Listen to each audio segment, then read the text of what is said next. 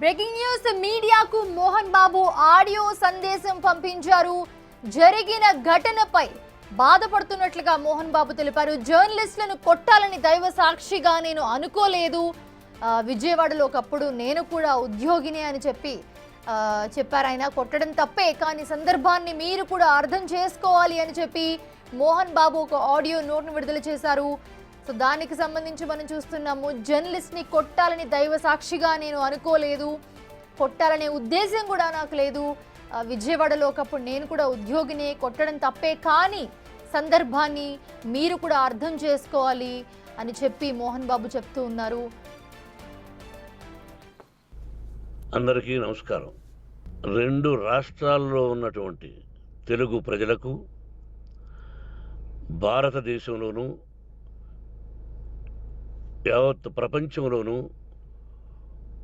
ఉన్నటువంటి తెలుగు మిగతా భాషలలోని అభిమానులకు, నా శ్రేయోభిలాషులకు, ఆత్మీయులకు, ప్రజాప్రతినిధులకు, 2 రాష్ట్రాల ముఖ్యమంత్రులకు, మీడియా ప్రతినిధులకు నా హృదయపూర్వక నమస్కారాలు. గత 4 రోజులుగా ఏమేమి జరుగుతున్నదని అందరికీ తెలుసు. ముఖ్యమంత్రులకు కూడా తెలిసి ఉంటుంది. ఎందుకంటే వాళ్ళు ఎన్నో సమస్యలతో తలమునకలై ఉంటారు. కానీ ఎవరో ఆయన పర్సనల్ సెక్రటరీస్ చెప్పుండొచ్చు. నా హృదయంలో ఉండే ఆవేదన ఏమిటంటే,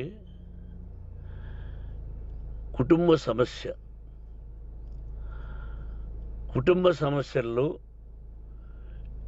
ఎవరైనా పర్మిషన్ లేకుండా ఇతరులు జోక్యం చేసుకోవచ్చా? మీరే ఆలోచించండి. 100కి 100% అనాల్సిన అవసరం లేదు. కనీసం 95-99% కుటుంబ సమస్యలు ఉంటూ ఉంటాయి.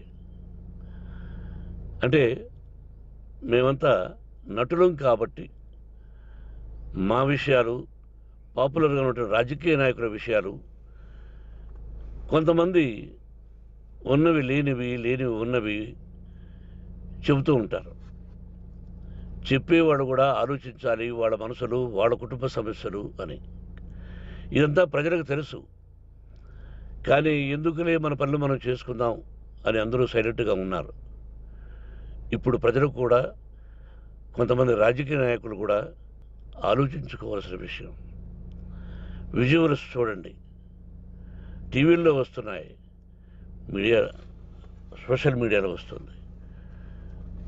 రాత్రి 8 గంటలకు గేటు తోసుకుని నా బిడ్డ మనోజ్ కుమార్ వచ్చాడు. అది రైటా రాంగా పర్సనల్ విషయం, తర్వాత మాడుకోవచ్చు. పత్రికాధిపతులు, అది పత్రికా సోదరులు 4 రోజుల నుంచి నా ఇంటి ముందు మనుషులను పెట్టుకుని, వ్యాన్లు పెట్టుకుని అలా ఉండడం ఎంతవరకు న్యాయం? నేను అప్పటికీ బయట పోతున్నప్పుడు చెప్పాను, అందరికీ నమస్కారం అయ్యా, మీకు కుటుంబ సభ్యులు ఉన్నారు, దయచేసి నా సమస్యను నేనే పరిష్కరించుకుంటాను నా బిడ్డలతో, దీన్ని చిలవలు పరవలు చేయొద్దండి, దయచేసి నన్ను గౌరవించండి, నేను ప్రజలకు ఏం చేస్తున్నాను ఒక విద్య ద్వారా అనేది మీకు తెలుసు, నటుడిగా మీ అందరికీ తెలుసు, ఒక రాజ్యసభ సభ్యుడిగా మీకు తెలుసు, ఎంత క్లీన్ చిట్టుతో వచ్చానో రాజ్యసభ సభ్యుడిగా.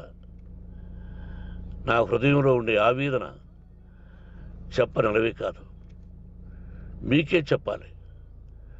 ఈ రోజున ఈ మీడియా సోదరులు ఎంత కల్పితాలు, ఎంత నెగటివిటీ నన్ను గురించి చెప్తున్నారో మీ అందరికీ తెలుసు.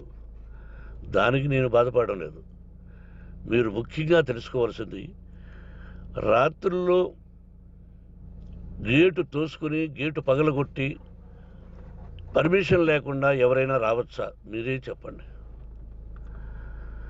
వచ్చిన వాళ్ళు అందరూ మీడియా సోదరులా, లేకపోతే ఇంకెవరైనా నా మీద పగ, రాగద్వేషాలతో ఏదో ఒక ఛానల్ చేతులు పెట్టుకుని అలా వచ్చి ఉంటారేమో సందేహం.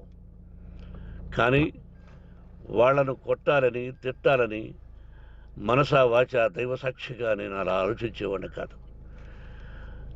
ఎప్పుడు ఎందుకు వాళ్ళు ఉద్యోగస్తులు, నేను కూడా ఉద్యోగస్తునే, అందరూ కూలివాళ్ళం. భగవంతుడు ఇస్తుంటాడు మనకు కూలి. ఎవరికి ఏమిటనేది ఆయన నిర్ణయిస్తాడు. ఇది మీ అందరికీ తెలుసు. వాళ్ళకు నేను చెప్పినా వినకుండా ముందు నమస్కారం పెట్టాను. అయినా అతను నేను కొట్టామనే చెప్తున్నారు తప్ప మైక్ తీసుకెళ్ళి నోట్లో పెట్టాము, నా కన్ను పోవలసింది. కన్ను పోయి ఉంటే అప్పుడు నేను కేసులు పెట్టాలి. నా కన్ను పోలేదు, కొంచెం తగిలింది కంటి కింద, నేనే ఎస్కేప్ అయ్యాను. లేకపోతే నా జీవితం గుడ్డిదయ్యేది. అతనికి తల కాదు చెంప మీద తగిలిందన్నారు.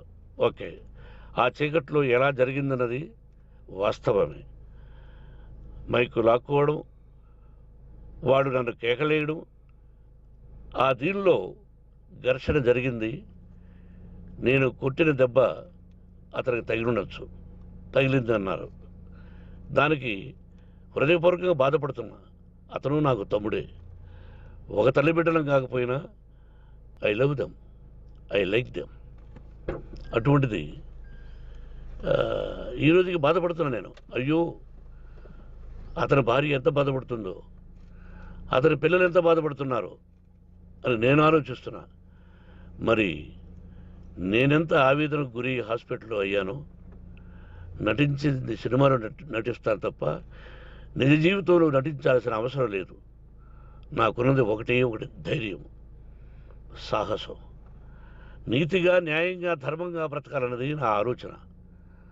ఎందుకు కొట్టాలి?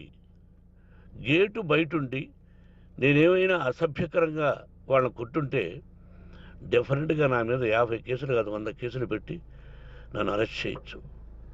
లేకపోతే నేనే పోలీస్ స్టేషన్ పోయి, అయ్యా ఆవేశంలో నా ఇంటి బయట ఉన్న వాళ్ళను కొట్టాను, నాది తప్పే అని పోలీస్ స్టేషన్కి ధైర్యంగా పెడతాను. కానీ ఇంటి లోపలికి వచ్చి నా ఏకాగ్రతను, నా మనశ్శాంతిని భగ్నం చేశాడు. ఆల్రెడీ నా బిడ్డ చేస్తున్నాడు. అయినా నీ కన్నబిడ్డ, ఎప్పటికీ నీ కన్నబిడ్డే. ఏదో ఒక రోజున న్యాయం జరుగుతుంది, మేము కూర్చొని మాట్లాడుకుంటాం. దీనికి మధ్యవర్తులు అక్కర్లే. కుటుంబ సమస్యలకు బయట వాళ్ళని పిలిపించి ఇలా చేయండి, మీరు ఇలా మాట్లాడండి అని చెప్పక్కర్లే. కట్టు బట్టలతో మద్రాసుకు వెళ్ళేవాడిని. ఆల్రెడీ మీకు చెప్పాను. పైసా లేకుండా కట్టుబట్టలతో, చెప్పులు సగం కింద అరిగిపోయి అలా వెళ్ళినవాడిని. మా తల్లిదండ్రులు అద్భుతమైన జన్మను ప్రసాదించారు. ఒక్క పైసా ఇవ్వాల. నా కష్టార్జితంతో నేను సంపాదించి ఈరోజు నేను కులమతాలకు అతీతంగా 25% ఫ్రీ ఎడ్యుకేషన్ ఇస్తూ, నా స్థాయిలో నాకు తగిన సహాయం చేసుకుంటూ, వరద బాధలు వచ్చినా ఇంకోటి వచ్చినా అన్నయ్య ముఖ్యమంత్రిగా ఉన్నప్పుడు కూడా ఎన్నో చేశాను. బట్ అవి మర్చిపోయి ఈరోజు కొట్టింది మాట్లాడుతున్నారు. ప్రజాప్రతినిధులారా, నా అభిమానులారా, తెలుగు ప్రజలారా, తమిళ, మలయాళం, కన్నడ అభిమానులారా, ఆలోచించండి. నేను చేసినది తప్పు, కొట్టినది తప్పు. ఏ సందర్భంలో కొట్టాల్సి వచ్చింది? మీ ఇంటికి దూరితే ఒప్పుకుంటారా? మీ ఏకాగ్రతను భగ్నం చేస్తే ఒప్పుకుంటారా? మీరే ఆలోచించండి. న్యాయాధిపతులు కానీ, ప్రజాప్రతినిధులు కానీ, అభిమానులు కానీ, వ్యాపారస్తులు కానీ, ఇదే మీడియా ప్రతినిధులు కూడా వాళ్ళ ఇళ్ళలోకి ఎవరైనా దూరి, మన గురించి ఇలా రాశావు అని ఆ ఇళ్ళలోకి ఒక 10 మంది వెళితే వాళ్ళు దండం పెట్టి పంపిస్తారా? ఏం చేస్తారు చెప్పండి. మీకు టీవీలు ఉన్నాయి, మాకు టీవీలు లేవు. నేను కూడా రేపు టీవీ పెట్టచ్చు. అది కాదు గొప్ప.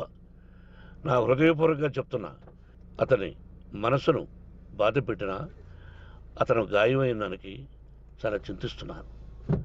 చింతించే లాభం ఏమిటండి అంటే మరి ఏం చేయాలి? మీరు చేసిందేంటి? మళ్ళీ చెప్తున్నా, అసలు అతను నిజంగా జర్నలిస్టా కాదా అని ఆ చీకట్లో నాకు ఎలా తెలుస్తుంది? టీవీ 9 అని నాకు ఎలా తెలుస్తుంది? ఏదో ఒక కంటి మీదకి ఒక మైక్ వచ్చింది, దానికి అబక్కం లాక్కున్నాను. ఇది వాస్తవమే, అసత్యం కాదు. అది టీవీ 9, ఆ టీవీ 9 మైక్నే లాక్కోవాలి. అది ఏంటండి? నేనేమన్నా మూర్ఖుడినా? వాళ్ళందరూ నాకు కావలసిన వాళ్ళే. ఈ రోజున ఆ రజనీకాంత్ అతను కూడా ఎన్నో ఫోన్లు నేను చాలా సందర్భాల్లో మాట్లాడున్నాను. ఇట్స్ లైక్ మై సన్నా లేకపోతే బ్రదరా అలా ఉంటాం. మరి ఈ విషయంలో మాత్రం మీరు అందరూ అంటే మీరు చేసినది తప్పు అని మీరు ఒక్కరు అనలేదే.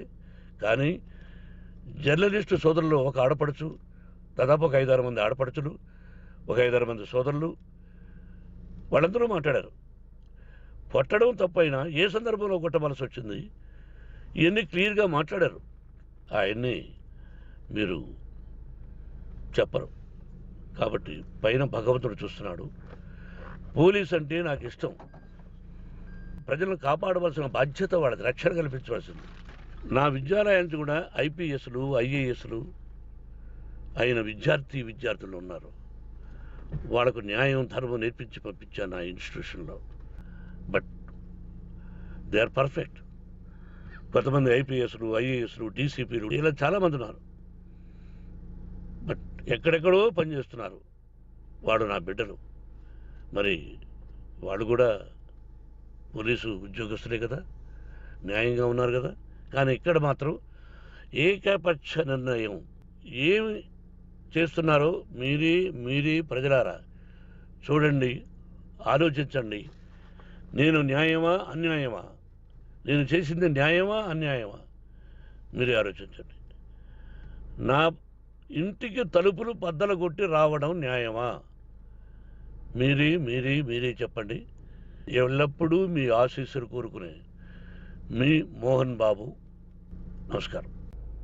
అందరికీ నమస్కారం. 2 రాష్ట్రాల్లో ఉన్నటువంటి తెలుగు ప్రజలకు, భారతదేశంలోనూ యావత్ ప్రపంచంలోనూ ఉన్నటువంటి తెలుగు మిగతా భాషలలోని అభిమానులకు, నా శ్రేయోభిలాషులకు, ఆత్మీయులకు, ప్రజాప్రతినిధులకు, 2 రాష్ట్రాల ముఖ్యమంత్రులకు, మీడియా ప్రతినిధులకు నా హృదయపూర్వక నమస్కారాలు. గత 4 రోజులుగా ఏమేమి జరుగుతున్నదని అందరికీ తెలుసు. ముఖ్యమంత్రులు కూడా తెలుసుంటుంది. ఎందుకంటే వాళ్ళు ఎన్నో సమస్యలతో